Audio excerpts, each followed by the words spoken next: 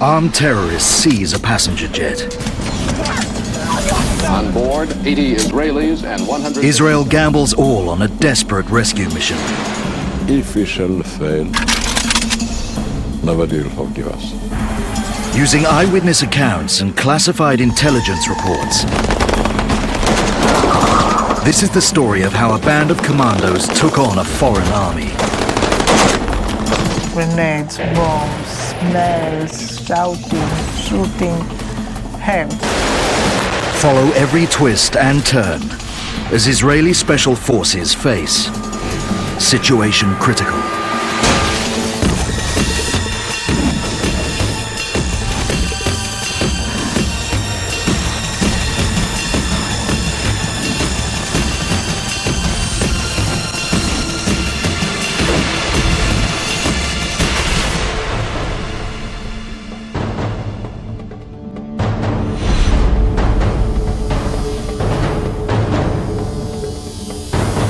Europe, Greece, Athens.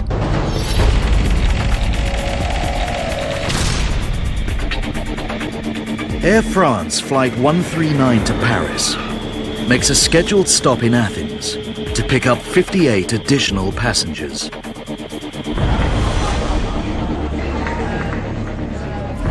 Four of them travel on fake passports. They have no intention of going to Paris. They're working for the Popular Front for the Liberation of Palestine, a radical terror group.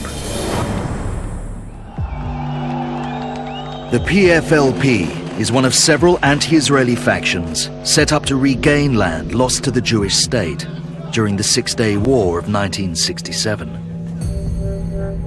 Their preferred tactic is hijacking passenger jets. Pro-Palestinian groups have seized more than 50 aircraft over the past decade.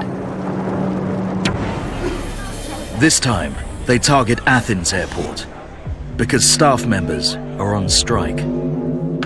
They are counting on security being lax.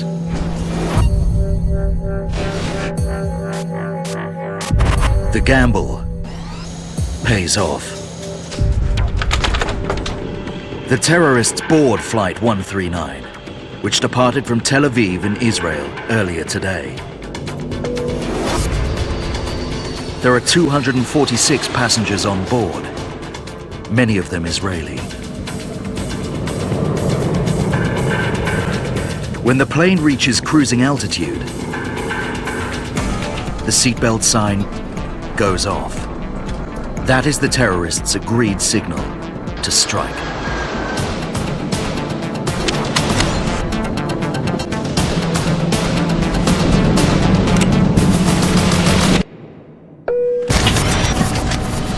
Passengers see three men and a woman jump to their feet.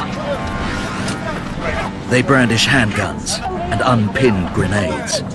Do it now! Among the terrified passengers, Israeli diplomat Ilan Hartouv and his 74-year-old mother, Dora Bloch. They had their fingers itching on the trigger and they wanted to kill us. We were all sure of it. We knew these people wanted to kill. Sarah Davidson is traveling with her husband Uzi and her teenage sons Ron and Benny. I looked at my children's eyes at that moment. That's what I remember. They have both blue eyes. The blue eyes were looking up there, like if talking to God. Oh God, why it happened to us?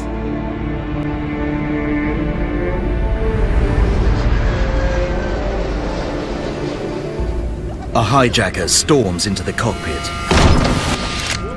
He orders the pilot to set the plane on a different course and to kill all radio contact.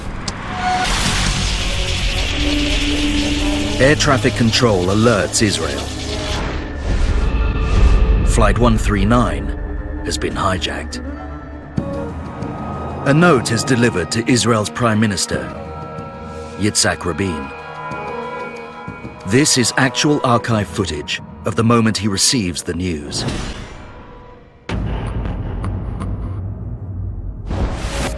Rabin makes sure one man gets word straight away.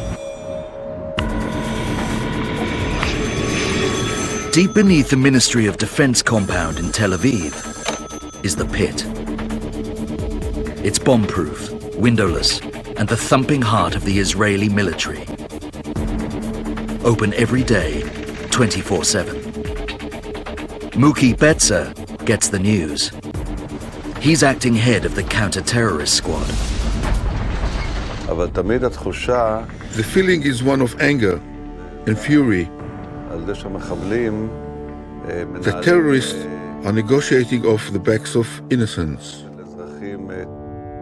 Betzer's unit has dealt with plane hijackings before.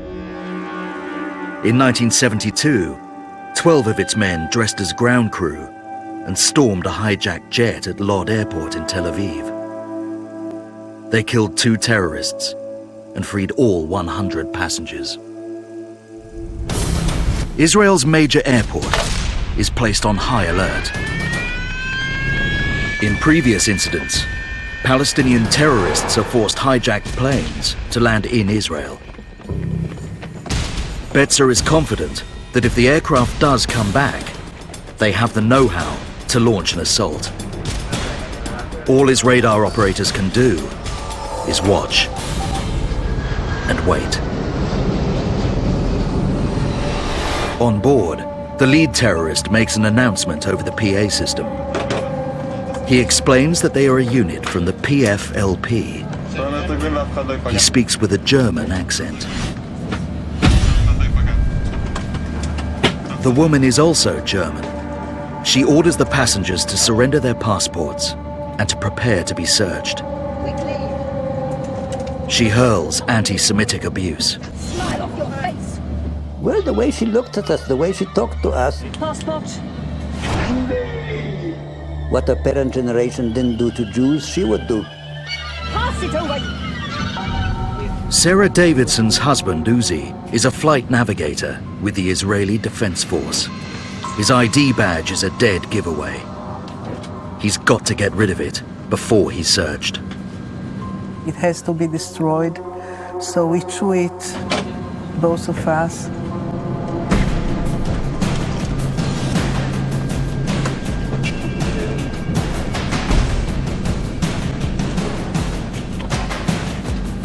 They squeeze the chewed up pieces of badge into a used cola can. Passport. Come on, where is it? With seconds to spare.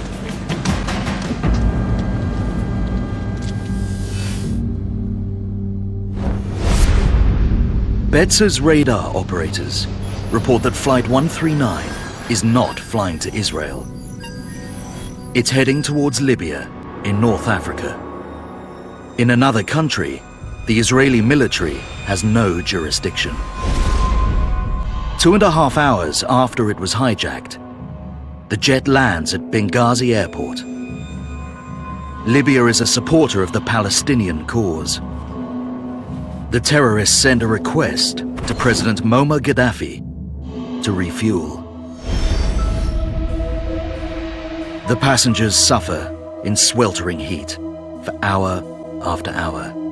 One, Patricia Martel, says she's pregnant and fears losing her baby. The terrorists release her. Finally, after 7 hours, the plane, 42 tons of fuel heavy, takes off. Destination unknown. The freed woman is flown home to London.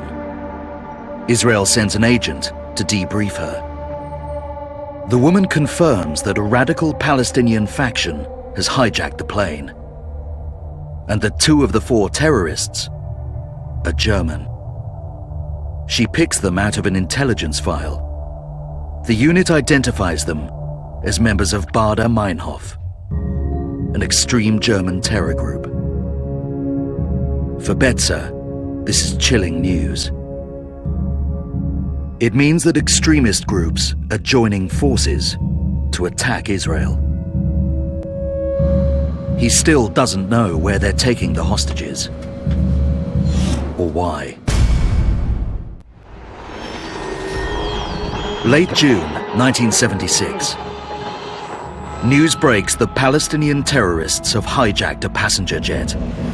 Good evening. An Air France jet was hijacked by Palestinian guerrillas today. On board, some 80 Israelis and 157 other passengers. For those with relatives on the flight, it is a waking nightmare. French-Israeli Robert Maimoni's only son, 19-year-old Jean-Jacques, is amongst the hostages. It was the worst hour of my life. I didn't know what to do. I asked myself, what could I do? But I couldn't get an answer. 3 hours after leaving Libya, almost 14 hours into the hijacking, the terrorists force the pilot to land. As day breaks, passengers see dozens of troops gather on the tarmac. At midday, a further 9 hours into the ordeal, they're herded to a disused terminal building. A soldier captures the drama on film as the hostages realize they're at Entebbe airport in Uganda, a small state in East Africa. Entebbe has been chosen carefully by the terrorists. It's 2,000 miles from Tel Aviv, a distance which should keep it safe from Israeli commandos. Uganda is ruled by dictator Idi Amin. Uganda, waye! He's famed for being eccentric and unpredictable. Amin arrives at the airport with Ugandan media in tow. On seeing a potential savior, the hostages break into applause. Oh, we were so happy. We were sure that that's it. It's a finish of the whole story. Because Idi Amin, all of us knew, is a very, very great friend of Israel. What most hostages don't realize is that Amin has changed his allegiances. At one time, he enjoyed close ties with Israel. Then, in 1972, Israeli Premier Golda Meir refused to provide aircraft for Amin to attack neighboring Kenya. Amin responded by pledging his allegiance to the Palestinian cause. Israel is being challenged by terrorists and an entire army. Fortunately, it's an army that acting head of the counter-terrorist unit, מבצע, knows well. In an extraordinary coincidence, מבצע helped train Ugandan soldiers. He knows their weaknesses. Their knowledge is very basic. They know how to load a gun, fight in an open field, and read a map. Then, an even bigger breakthrough. He finds out that an Israeli construction firm built the old terminal at Entebbe. The firm still holds the blueprints. מבצע devours every detail. Before sending a rescue mission, he must know the building inside out. The front of the building has 7 points of entry. Doors 3 and 4 lead directly into the main lounge, where the terrorists hold the hostages. Monday night, the passengers are forced to sleep on the floor with the lights left on. 5 p.m., day 3. A telegram from the terrorists revealed their demands. They want dozens of jailed terrorists released. Like Japanese extremist Kozo Akamoto, who carried out a massacre at Israel's Lod airport in '72.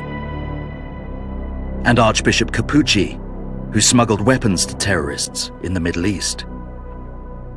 They set a deadline of Thursday, 2 p.m. This gives the Israelis 45 hours to respond. If their demands aren't met by then, the terrorists will start shooting hostages. Publicly, military commentators insist that Entebbe is too far away for Israel to launch a rescue. We don't have any military solution it has to be solved on the political side first. Relatives know Israel will never negotiate with terrorists. The situation looks hopeless. Hostages watch Ugandan soldiers smash through a partition wall. The German woman inspects the seized passports. She calls out names and directs hostages into the makeshift room. Terence Johnson. The passengers realize that the terrorists are separating the Israeli hostages from the non-Israelis. In the concentration camps, this process was known as selektia, or selection. The Nazis murdered Sarah's aunts and uncles during the Second World War. The feeling was kind of a disaster, like a Holocaust again. I never thought that it will happen again after the World War II, such a separation. The terrorists tell the selected Israelis that come the deadline, they will be singled out for execution. Day 4, less than 24 hours to the deadline. מבצע is under pressure. His commander is away on exercise, and Defense Minister Shimon Peres is pressing for a military option. The unit insists a raid isn't an option yet. It can't send men into an unknown situation. מבצע needs more information about the terrorists' weaponry and tactics. Defense Minister Shimon Peres realizes he must buy more time for מבצע. Peres discovers that Armin wants to use the crisis to boost his standing as a world leader. The Israeli decides to turn this to his advantage. I thought, well, he was a guy that we can play a little bit with. Because they told me many stories about him. They told me that he's looking for world glory. They told him that if he will help us to save the hijacked people, he may get a Nobel Prize, which immediately appealed to his old dreams. Day 5. 3 hours to the deadline. Israel steadfastly maintains its policy of refusing to negotiate with terrorists. For hostages' families, frustration at the politicians boils over. Give the hijackers what they want, they screamed. Just let our loved ones come back alive. Robert Maimoni joins the campaign, urging Israel to give in to the demands. I always hoped that for that price, we could get our son back alive. The terrorists move the Israeli hostages back to the main terminal.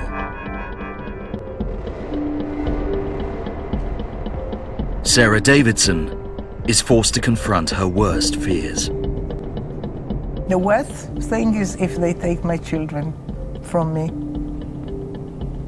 If they will take them, I don't know, I could kill them with my hands.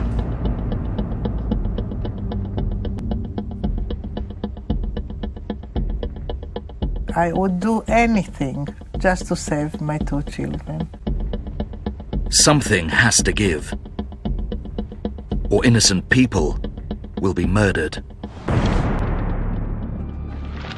It's minutes until the deadline, when Palestinian terrorists will execute Israeli hostages. The world watches, listens, and prays. In Jerusalem and throughout Israel, Jews were saying special prayers for the safety of the hostages.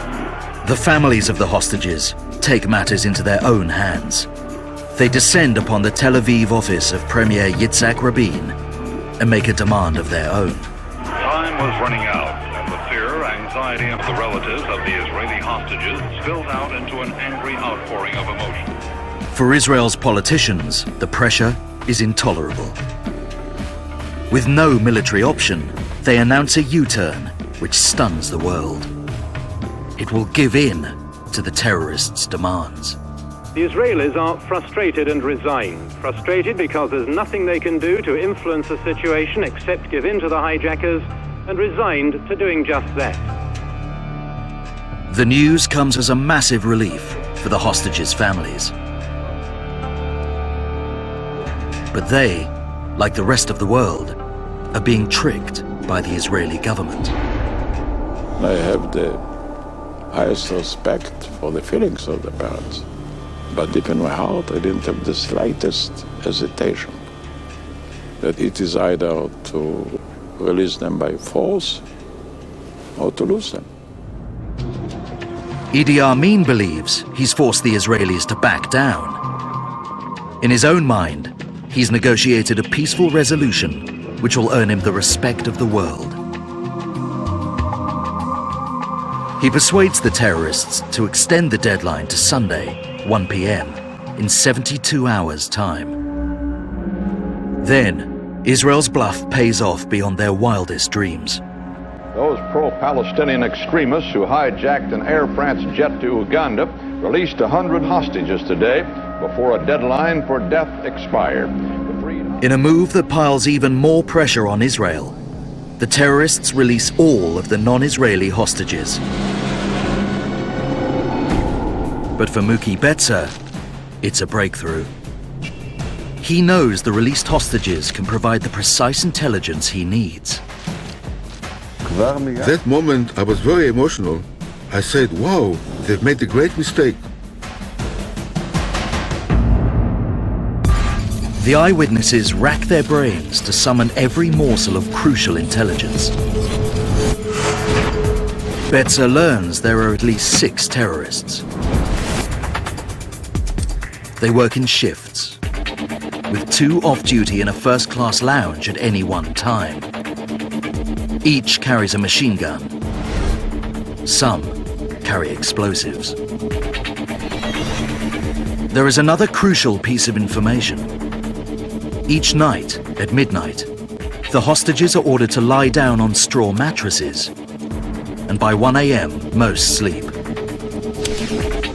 The pressure is on the counter-terrorist unit to come up with a rescue plan. Yoni Netanyahu returns from an exercise to take control. With מבצע and Air Force Squadron leader Josh Shani, they spend hours thrashing out the details of a rescue mission. It's called Operation Thunderbolt. It's one of the boldest, most audacious missions ever attempted. The plan has 3 critical stages. Each man plays a critical role. Stage 1, the journey. They must get a unit of commandos to Entebbe. This is the task of pilot Josh Shani. Shani will lead a convoy of 4 Hercules C-130 transporter planes on a 2,500-mile route to Uganda. Entebbe Airport consists of 2 terminals. The hostages are being held at the old terminal to the east. 2.4 kilometers to the west is the new terminal. The plan is for the 4 Hercules to use the cover of night to land undetected on this runway. Shani must land first. The other 3 Hercules will touch down 7 minutes later with backup and supplies. Shani has been warned that the runway lights will most likely be off. In other words, he must land virtually blind. This maneuver isn't in the handbook. Now, can you imagine that if the terrorists will be alert, they can start shooting, they can kill everybody in 5 minutes? Stage 2, the transfer. Once the lead Hercules lands, 30 commandos must get to the doors of the terminal in total secrecy. It's a 2-kilometer journey. Over 100 Ugandan soldiers stand guard on the tarmac, outside the terminal, and on the control tower. מבצע comes up with an outrageous idea. They plan to get from the Hercules to the terminal by posing as a Ugandan military escort. Betza recalls how Amin and his army chiefs are driven about in large black cars, pursued by military jeeps. Ugandan soldiers live in terror of Amin and his generals. When they see such an escort, they let it pass unchallenged.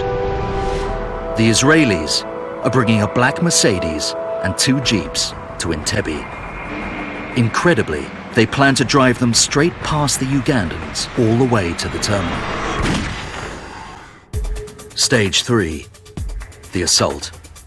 Yoni Netanyahu and a small force will take on the Ugandans outside on the tarmac.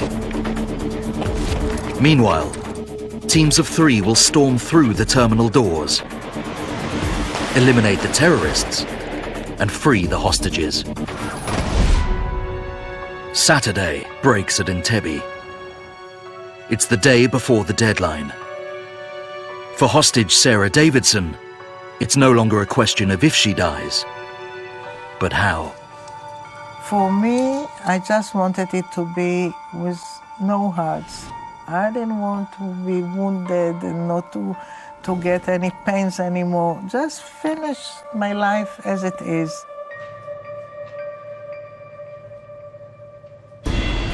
She doesn't know that a unit from the Israeli army is on its way. 23 hours to the deadline, an armada of 4 Hercules C-130 planes takes off from Israel. They are embarking on the 2,500-mile, 9.5-hour flight to Entebbe, Uganda. Operation Thunderbolt is underway. I knew personally that my head is at stake. If it will fail, everybody will agree that I'm responsible. But if the soldier is risking his life, how about the leader? He should also risk his career. So I felt myself like a soldier. The convoy must first make it all the way to Entebbe. It is a journey fraught with danger. The route down the Red Sea takes them within radar range of 3 countries who in 1976 are enemies of Israel: Egypt, Saudi Arabia, and the Sudan.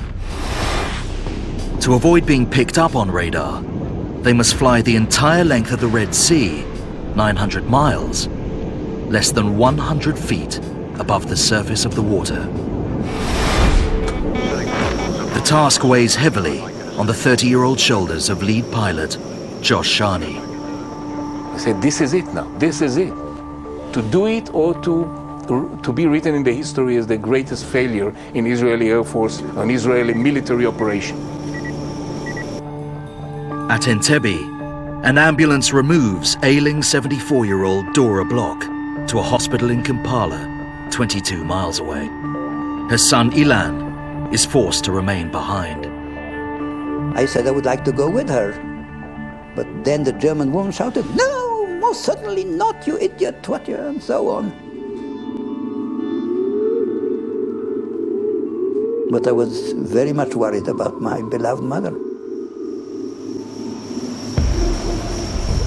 On the lead Hercules, Muki Betza has volunteered to take on the most dangerous role of the mission.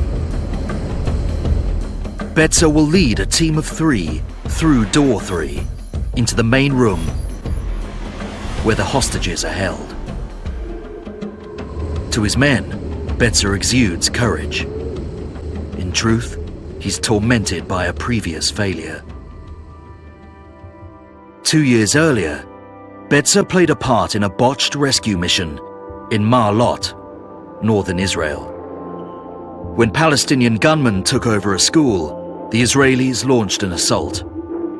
The terrorists saw the Israelis coming and turned their weapons onto the hostages. 21 children were slaughtered. Betza is desperate to make amends. Right on schedule, minutes before midnight, Shani prepares to touch down. He takes a deep breath. He must land 72 tons of hardware in the dark. As Shani makes his approach, he sees the runway. The lights are on. The chief of the Air Force, he asked me the question then, are you okay? Do you see the runway? Can you land? I took all the strings and took a deep breath so my voice will sound calm, not to put him under pressure. I said, yes, sir, everything is under control, don't worry. That was a great moment. Runway is there, I can do it. The lead Hercules touches down. If the Ugandan soldiers have seen it, the Israelis have lost the crucial element of surprise. It's 12:02 a.m. The Israelis know that by now, 2.4 kilometers away in the terminal, the hostages will be settling down to sleep. This is key to the plan. Only the terrorists remain upright, at optimum height for a headshot. There's been no reaction to the Hercules. Phase 2, getting the men to the terminal, is already underway. Then the Mercedes drove under my left wing. Very exciting moment, very exciting moment. No, now it's really happening. Deputy Commander Muki Betsa rides in the Mercedes with 8 other commandos. You could smell the rain. It's a very nice smell. And it was a smell that reminded me of my time in Uganda before. My senses were heightened. Adrenaline is flowing through your body. You feel sharp. The Israeli soldiers can see the terminal clearly. On the control tower, Ugandan soldiers are oblivious to the threat. Betsa keeps repeating one mantra. If they make it to the terminal in secret, they will win the day. Then, Giora Zuzman spots something. Suddenly we saw 2 Uganda soldiers, and one of them just shake with his gun and aim toward us. Betsa knows from his days in Uganda that this gesture is standard military practice. On seeing an escort, a soldier raises his gun and shouts, "Advance." Betsa tells his colleagues to ignore the Ugandan soldier and to focus on the terminal. I can see the route in front of me. I understand this is it, that we have already succeeded in our mission. In less than 30 seconds, we are already through the doors. But Yoni Netanyahu is unit commander. He overrules Betsa and orders Giora to help him eliminate the soldier. Okay, you have to kill them. They are trying to interrupt us. And let's do it, and let's continue what we have to do. Yoni and myself, we have pistols with silencer.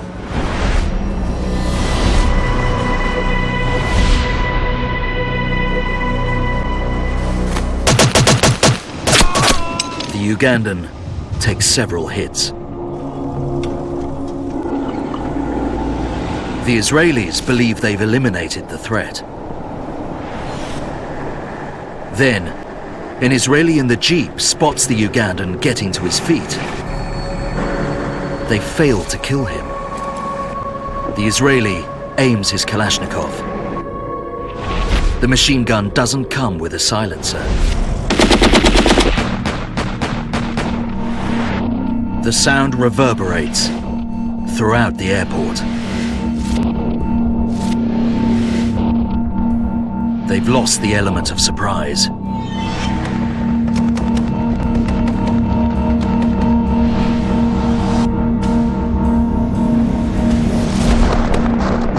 The plan is in tatters. Ugandan soldiers spray machine guns at the vehicles, forcing them to stop 70 meters short of the terminal. Betsa fears hostages are being slaughtered inside. This is situation critical.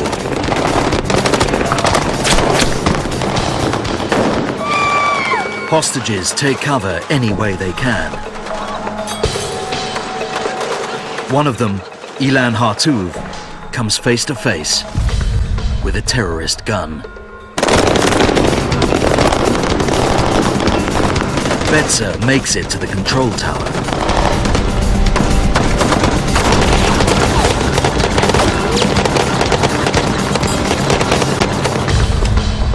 He sees that his assigned entrance is blocked up. The tragedy of Ma'alot came back to me, and the word Ma'alot, Ma'alot, Ma'alot beat inside my head. I felt it was going to happen again. Betzer knows it's up to him to get the plan back on track. With rounds ricocheting about them, he and his men make a dash for door 4.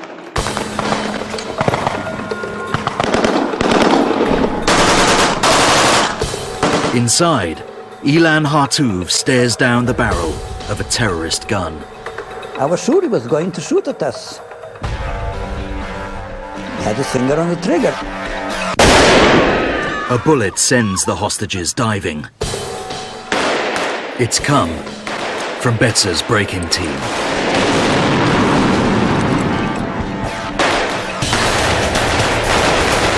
It was shooting all over. Inside, outside, grenades, bombs, smells, shouting, shooting. Hell.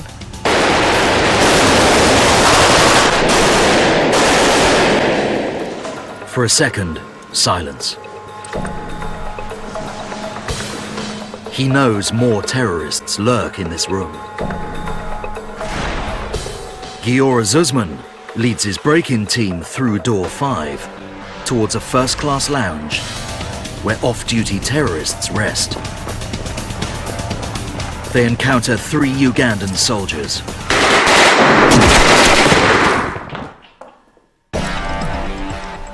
Then they come face to face with 2 unarmed men in civilian clothing. They must make a split-second decision. Are they terrorists or innocent hostages? And I told him, shoot at them. They are terrorists. He told me, no, they are hostages. I said, no, you are wrong. Shoot them. Zuzman sees one of the men reach for his belt.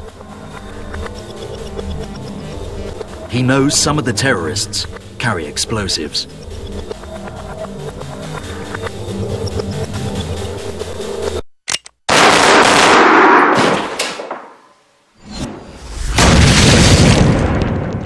On the tarmac, Yoni Netanyahu and his men are struggling to gain the upper hand.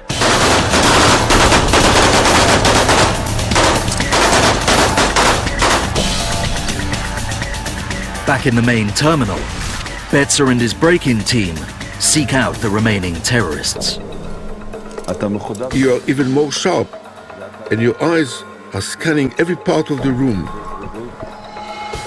And from your elbow to your finger, you are ready to shoot, and you know that the first bullet must hit him before he shoots and kills you.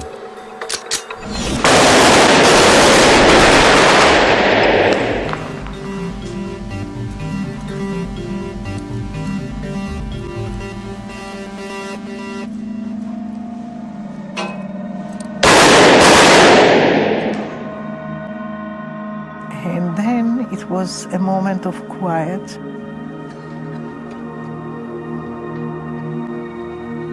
And somebody says in Hebrew, listen, there are some Israeli soldiers here. And I put up a little bit my head, and I saw in front of me standing a soldier. He was standing there with a gun, looking at us and saying, listen, guys, we came to take you home.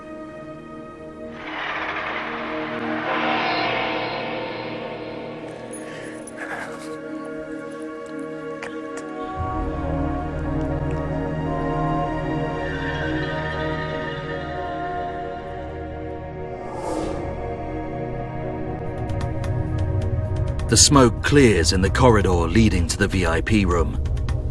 The last 2 terrorists are dead.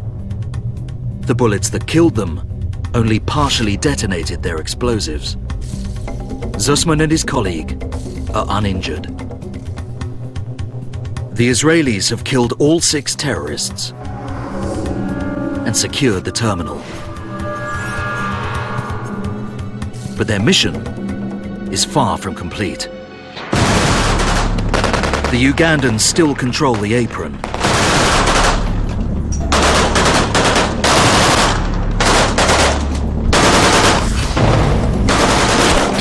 An Israeli goes down. It's the commander, Yoni Netanyahu. The Israelis are outnumbered and overwhelmed.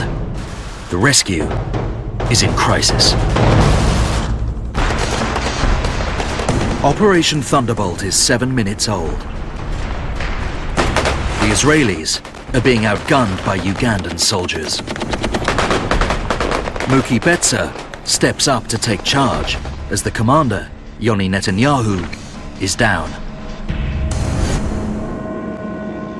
The other 3 Hercules land with 200 soldiers. מבצע orders an all-out assault. I ordered the men to come and attack them with rockets, RPGs, small arms, automatic rifles, with everything we had.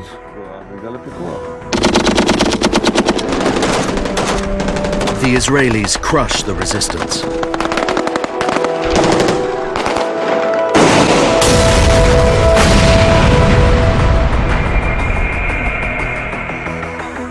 "20 Ugandan soldiers lie dead.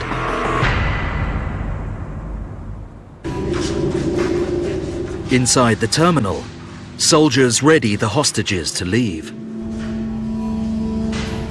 But one man faces a horrendous dilemma.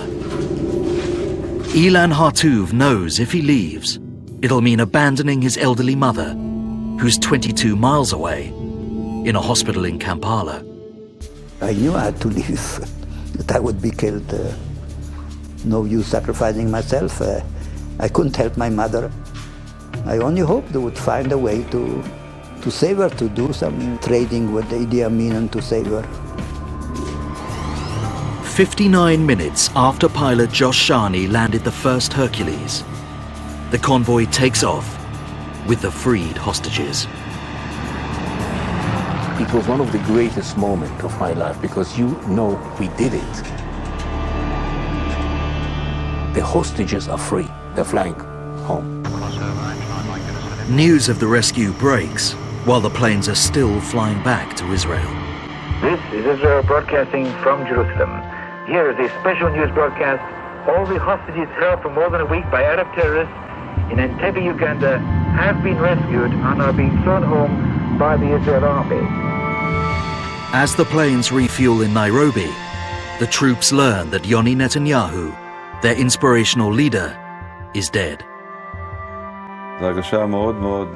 It was very hard to take. We were close friends.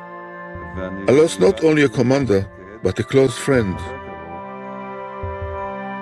It was on the very rare occasions in my life that I had some tears in my eyes.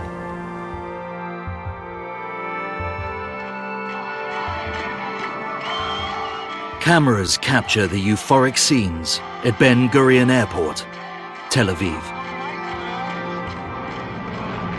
Israel has triumphed against all odds.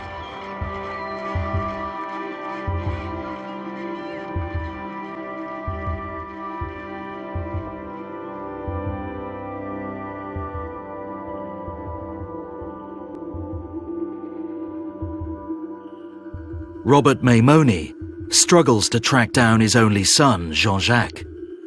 An official directs him to an office. And when we got into the office, they told us simply that our son was dead.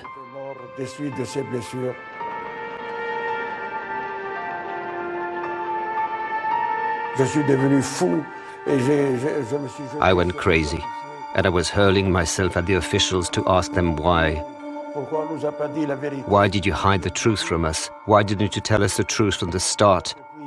Although they knew that he was dead, before they transported him, he was already dead. Jean-Jacques Maimoni was shot dead at Entebbe.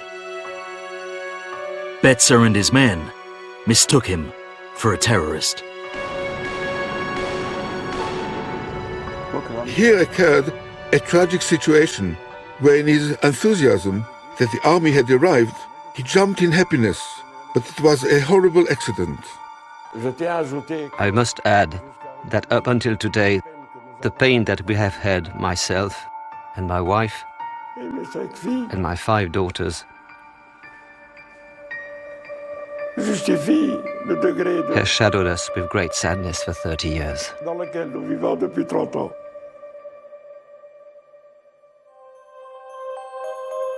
Dora Bloch, the 74-year-old removed to a hospital in Kampala when she fell ill, is never heard from again.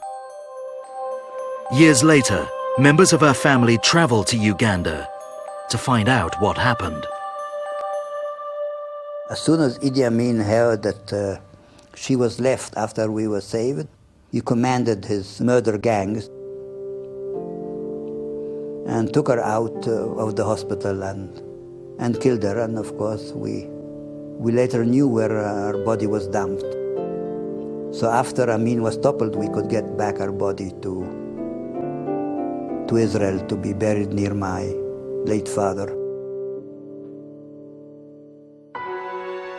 5 Israelis died, but 101 were rescued at Entebbe.